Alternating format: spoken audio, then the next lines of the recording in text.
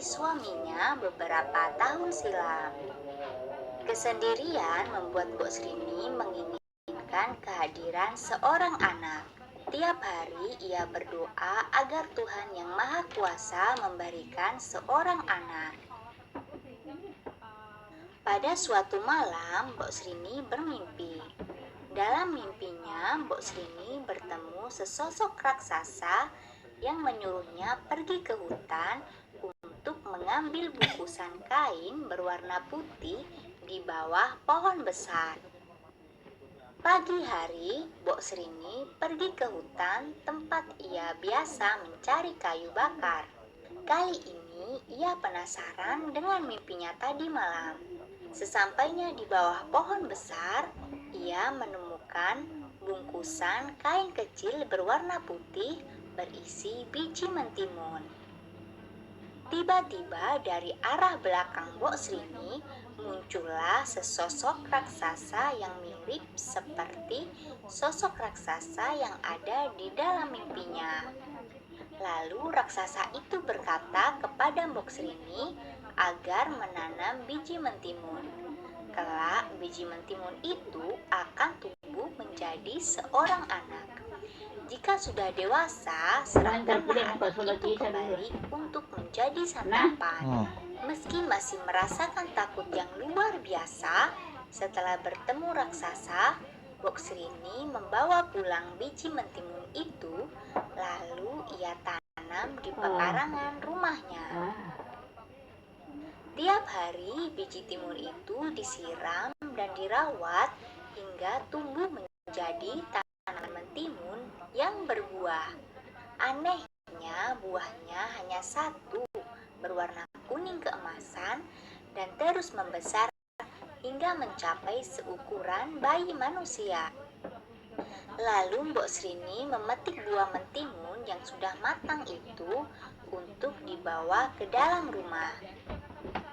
Setelah dibuka, ternyata di dalam buah mentimun terdapat bayi perempuan. Mbok Srini lantas memberi nama bayi tersebut dengan nama Timun Mas. Timun Mas tumbuh menjadi gadis yang cantik, cerdas, dan baik hati.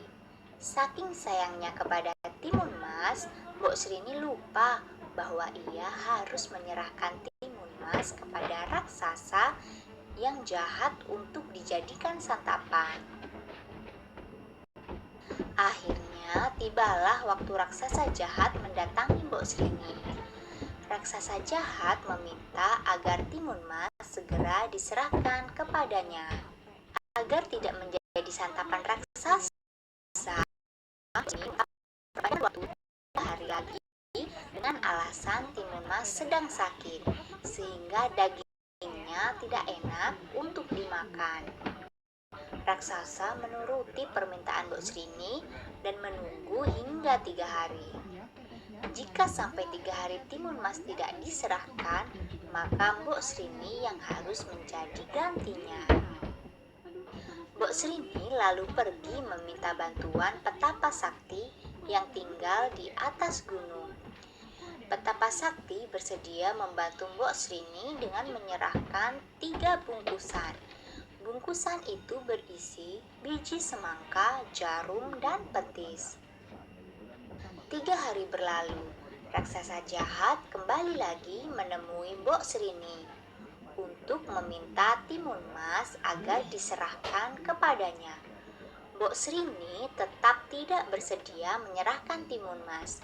Raksasa jahat itu lalu mengamuk dan mengejar Timun Mas. Saat terdesak, Timun Mas lalu menebarkan biji semangka yang diberikan Petapa Sakti. Ajaib, biji semangka yang ia tebar berubah menjadi pohon semangka raksasa yang batangnya melilit tubuh raksasa. Tetapi raksasa berhasil meloloskan diri dan terus mengejar Timun Mas.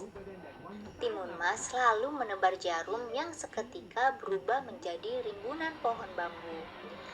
Kaki raksasa jahat terluka akibat tertusuk pohon bambu yang runcing. Meski terluka tusukan pohon bambu, raksasa terus mengejar Timun Mas. Lalu Timun Mas membuka bungkusan terakhir pemberian petapa sakti. Bungkusan itu berisi petis. Setelah dituang ke tanah,